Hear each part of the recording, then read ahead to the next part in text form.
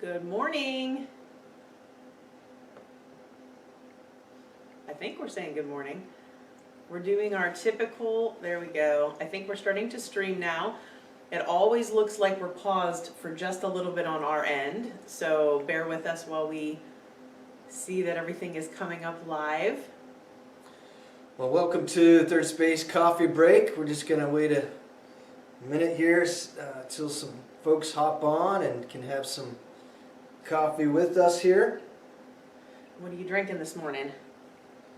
The coffee's actually exceptionally good this morning.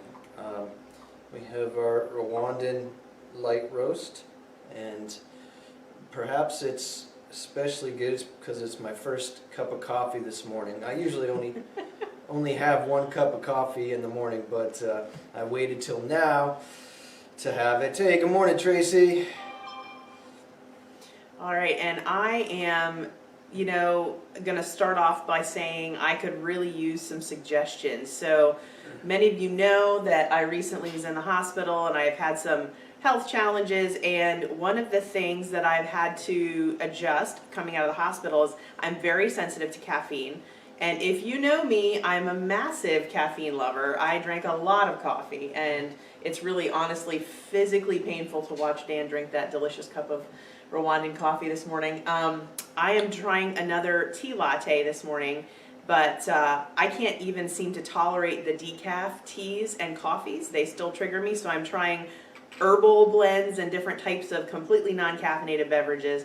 I'm desperate for suggestions. If you've got any, let me know, because I need something that really gives you the desire to wake up in the morning. I just miss that nice, bold, rich taste of coffee. So anyways, just throwing it out there in Facebook land. If you have any suggestions, I'm all ears. Hi, Nicole. We see you hopped on. Mom. Good to see you, Mom. Good morning, Cindy. So I'm hugging my coffee. I am well known as a mug hugger. Are any of you mug huggers? So I don't know what it is, but I steal all the warmth out of my cup of coffee so that I really only get a good warm cup, I think, for like a 5-minute period. But I hug my mug like this, and I just love the warmth of it. I don't know. So I'm guilty of being a mug hugger. Maybe some of you will fall into that category as well as mug huggers. Good morning, Daisy and Stephanie. I see you guys are on. Hey, Daisy, all the way from Venezuela. Woo! Good to hear from you. Dan's a mug hugger and I'm a saucer lover, so I love mugs with saucers and spoons because to me it's a full experience when you get to sit and kind of stir and bond with your beverage. For some reason, I guess I'm a little weird that way. So Dan sees the saucer as completely extraneous and not useful for any purpose, but I find it to be kind of comforting, but I am a little bit girly that way. So anyways. Awesome. Hi, Stephanie. Seeing some more people jump on here. We actually want to introduce a question today that someone had asked us last week, and we thought it was a really good question to answer live here. So let me throw the question out. David asked why we are not doing takeout.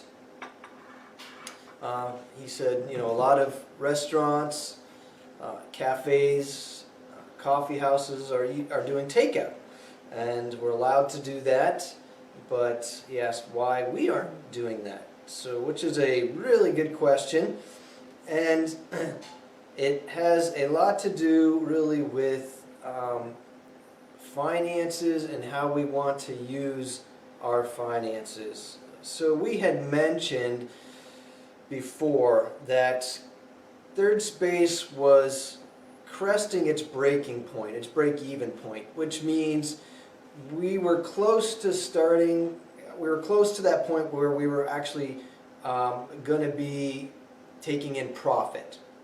Up until that point, we were just making enough, or not even making enough, to keep expenses, going, paying the bills, paying Angie as the manager, paying for all the paper goods and the coffees and just repairs, all those things. So we realized that doing takeout, we would not nearly bring in the volume that we were gonna.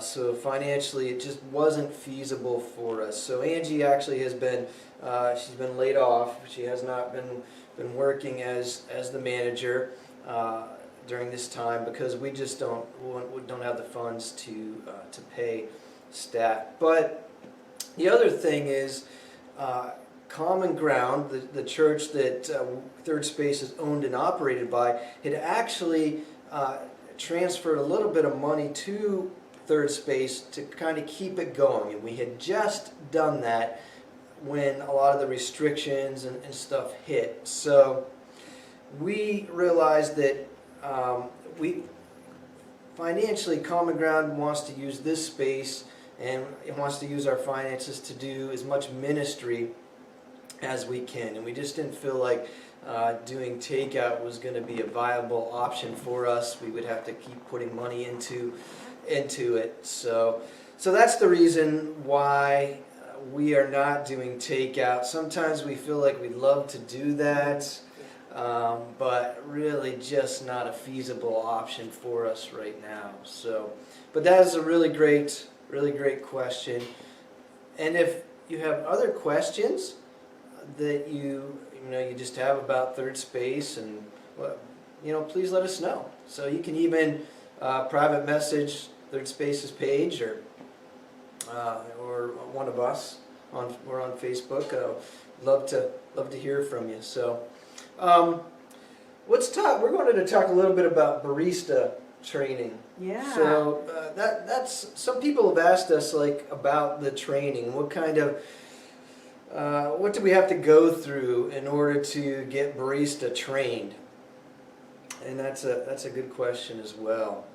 There's a lot of variability there, and can I just stop and say hello to Mom because she just popped on. So hi, Mom. I wanted to jump in just because I think as we're talking about barista training, we're also talking about, for some of us, like myself, it was a career switch.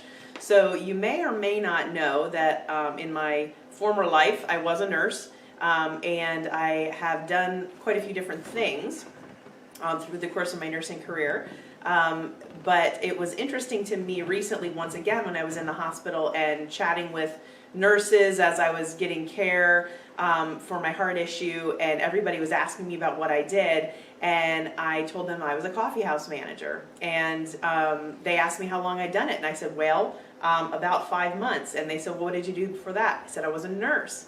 And interesting enough, I had so many jaw drops, and so many nurses, I think it's in their blood. They love to cook, to bake, to coffee. They love food, and that's like a way of just loving on people. And they were like, I wish I could do that. That sounds amazing. So it kind of made me realize, I think, how many people have thought about reinventing and maybe making a career switch at some point in their life. So for me, God opened a door for me to, manage this coffee house, and I was grateful for the opportunity and have so much enjoyed it.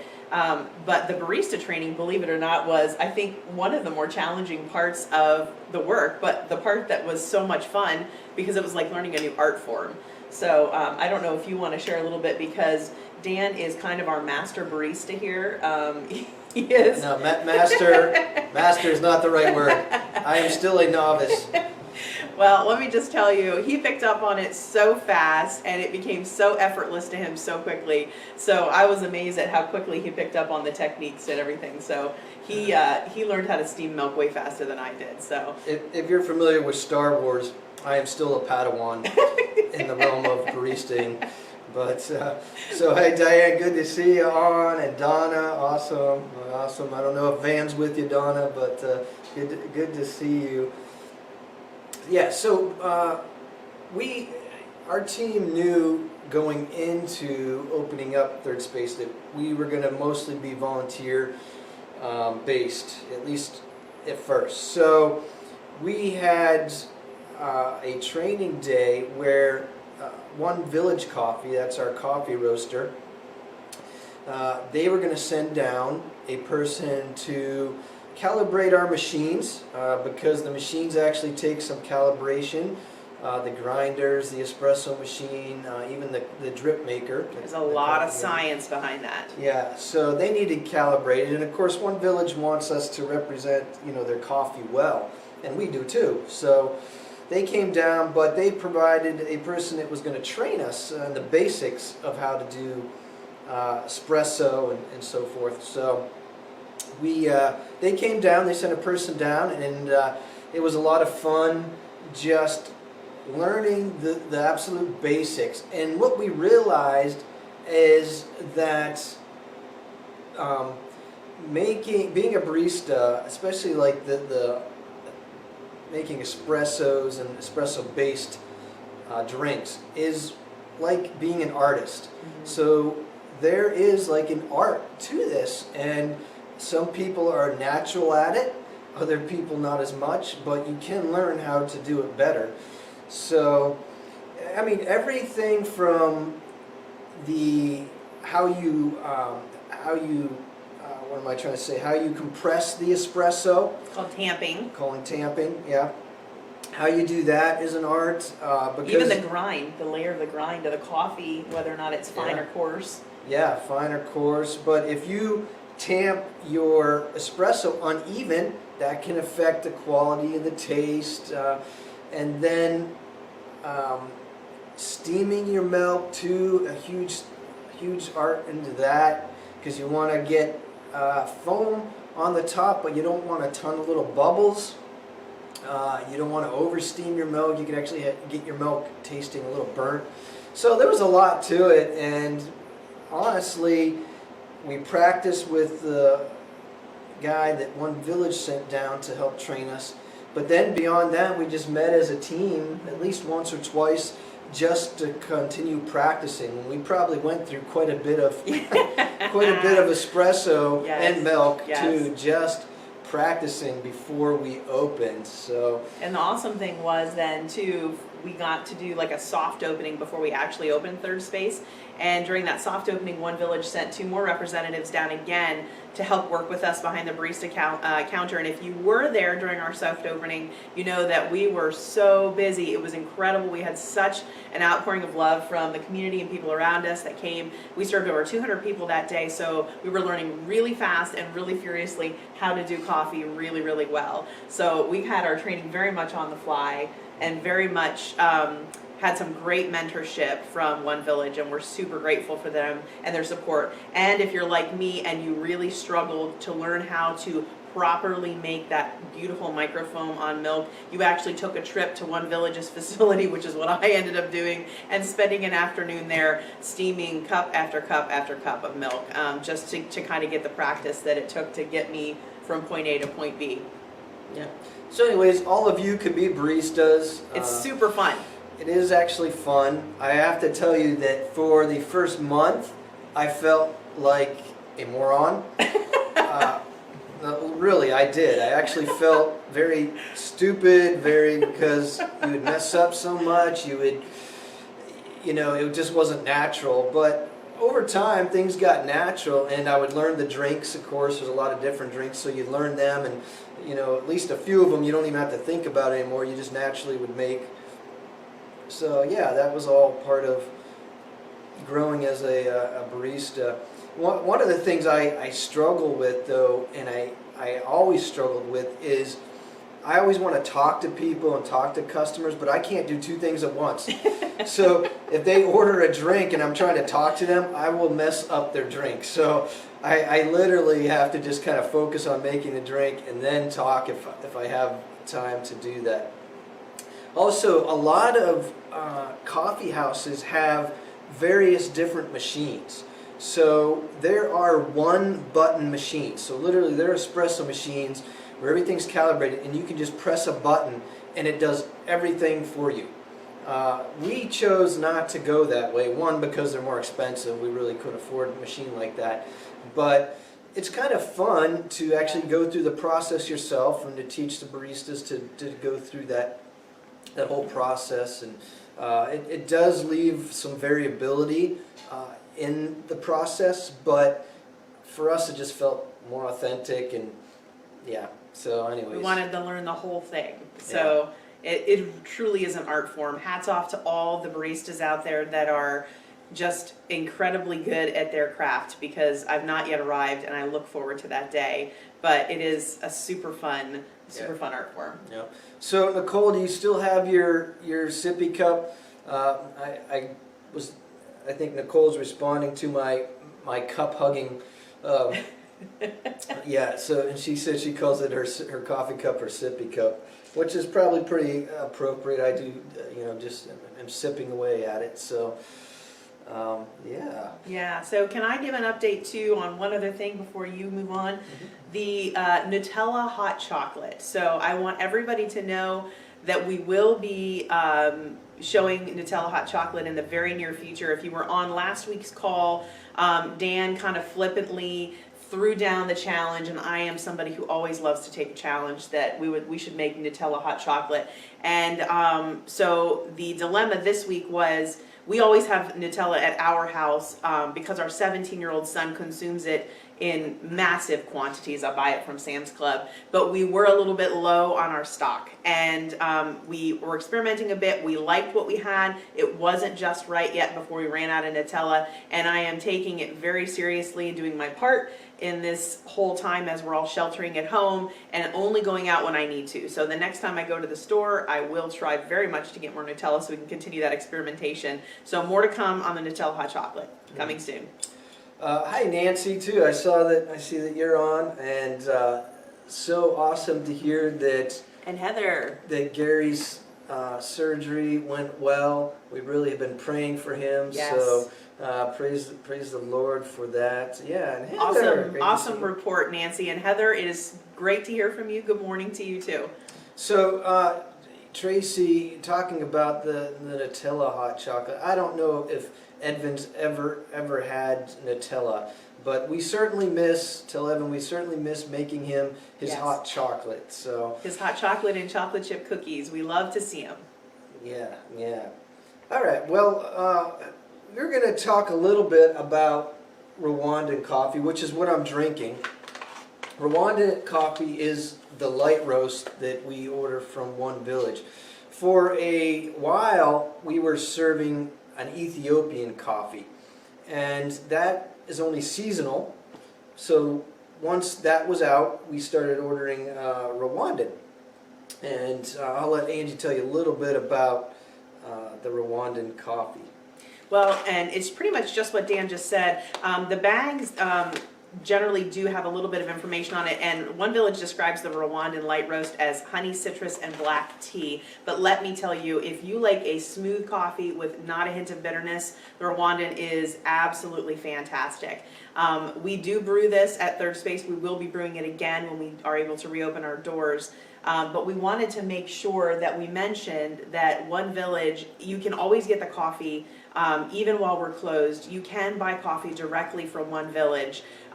They are a fantastic coffee roaster. They are located in Souderton, so they're not that far away. They are small, but they are super missional, just as we are when we opened, about having something that we're about. And One Village is very much about coffee and making sure that they know their farmers, they know where their coffee comes from. They are very interested in, fair wages, fair pricing for farmers. They're just an awesome organization, and we love their coffee, and that's why we partner with them.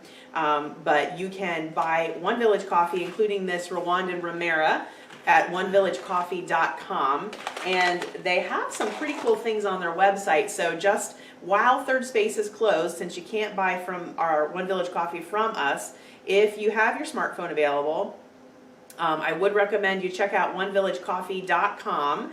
It's pretty easy to find, but cool thing to do also, they have some really neat features on their website. And right now, let me just tell you, they were really reeling me in because they are offering a 35% sale through Sunday, April 12th.